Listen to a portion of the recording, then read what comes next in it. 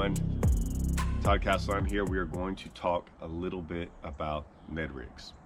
I've been throwing the Ned rig for a while. I'll be honest with y'all, a long time. I haven't done many videos on it. It's one of those baits that I kind of figured out that I better kind of keep hidden for a while. And what I mean by that is there's a lot of baits that everyone knows about them. Like there's no people always talk about there's no secrets anymore. They're right and they're wrong. And here's what I always say.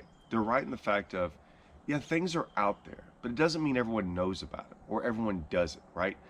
There's 5 million baits to throw out there. We can't all go throw them at once. And sometimes it's hard to figure out when the right time is and what the time of the year is, when to do it, what not to, what lake, all these different things. You know, bunch of variables. That's why on my channel, I go over more variables than I do baits so much. But we're going to talk about baits this time. So like I said, I've been keeping this secret. I honestly thought when it first came out, it was so much more of a smallmouth thing. That was the first fish I ever caught on it.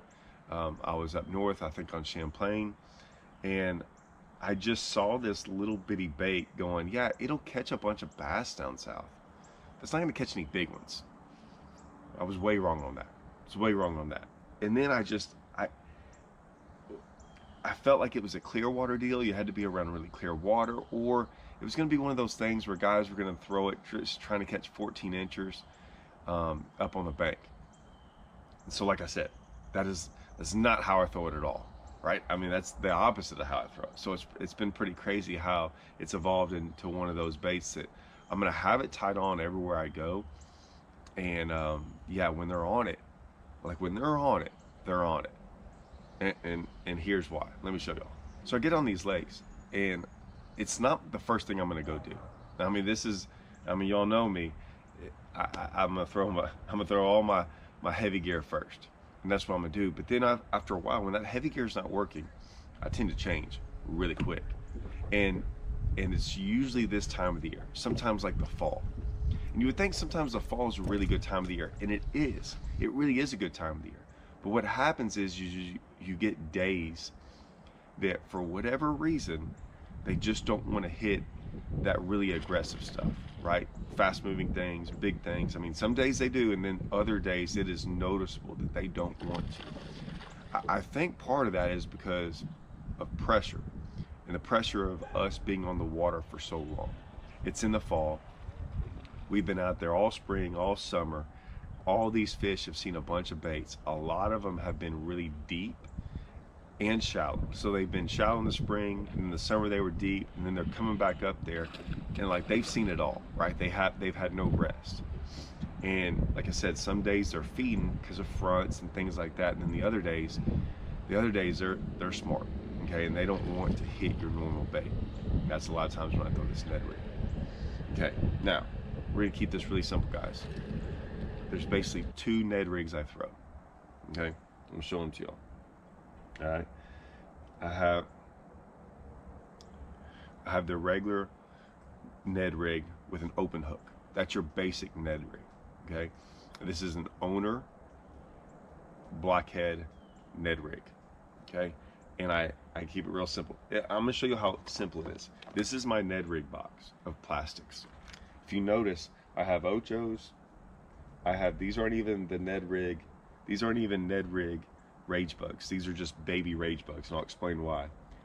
And then I have like a Ned rig worm, you know, rage worm. But for the most part, I'll be honest with y'all, I throw the Ocho on the open hook. That's like my go-to. And I mean, this thing just catches them. It's simple. It's not meant to be flashy. It's not meant to do really a lot of things. It's meant to sit on the bottom. You don't want it flopping over. You want it sticking up like that. See how it's stiff? You want that thing stiff, sticking up, not doing a lot. This is, like I said, we just talked about the fact that there's days they want a lot of that action. If you don't want all that action, you want to go, not a little action, almost no action. That's what you got. Okay? Now, I throw that. Okay, I got this paired on my, this is the Team Lou's Signature Series Mark Zona rod. That's their Power Finesse rod. Now, I throw this on this rod with like my Hypermag reel, I got it on 12-pound Sunline braid and 10-pound sniper. Okay, Sunline sniper. Now, like I told y'all, I'm not up north fishing a lot. Okay, so I can kind of get away with 10 pounds. 10 pounds is a big deal down here. Like, not a lot of people throw 10 pounds. So 10 pounds, our lakes aren't very clear. They're not like crystal clear. 10 pounds fine. You can go 8 to 10, either or. I'm not too concerned with what rod I throw when I'm throwing this open hook. And the reason that is because it's an open hook. I mean, guys, you don't even have to set the hook. You can just reel into it, okay? So I care more about just having the right type of drag on there, on my reel, just for when they make runs, okay? So if you can see, like here, it's really easy. I'm not gonna lose any. I don't wanna break off. So I'm more concerned just about being able to fight them, you know, with the right amount of drag. The other thing, if I'm throwing that open hook, I'm not throwing around a bunch of stuff. So it's more of an open water deal where I know nothing's on the bottom. I'm not going to get hung up, right? Because you're going to get hung up with an open hook. But there's so many places I can go throw that without getting hung up. Now, problem is, I like to throw around a lot of things, right? I like to throw in the nasty stuff. I think sometimes the bigger fish are in that nasty stuff. That's where they come out with the owner blockhead offset, okay?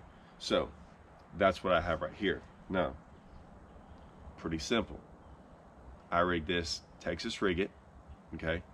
So you would Texas rig it just like you normally would. Put it, right? You're gonna put it through just a little beginning, push it all the way up, turn it, push it back through, right back in the bait. Now, totally weedless. I can throw this thing anywhere, and I mean anywhere. And I'm not gonna get hung up. That's it. I mean, I don't know if I might have thrown this Ocho. I've thrown this Ocho on this as well, but I really like this. And it's amazing how something so small is better than just throwing a Texas rig crawl worm or something like that. I mean, it gets so many more bites sometimes when you go small like this. Now, what do I have it paired with? This is a little bit different. This is what I actually start caring about when I care about rods and reels. Now, y'all know I care a whole bunch about rods and about what rod I have. This is the Team Lose Pro TI. Okay, that's what this is. It's a 7-footer. Okay, so it's not that long, but it's pretty stout. It's a stout spinning rod. I want that for two reasons, really one. And you can combine the two reasons. It is, I'm going to be throwing in stuff. What I mean stuff is stumps, limbs, grass, bushes, brush piles, you name it. So I know I'm going to throw it around things that rocks. It doesn't like rocks that are like big and nasty and they get hung up with an open hook, anything like that. So that's where I definitely recommend 10-pound test line. The reason is chances are when you get bit, you're going to be hung up on something just a little bit. Or we catch a lot of big ones down here and you're going to have to like fight them through some stuff. So you're going to be sawing on some stumps.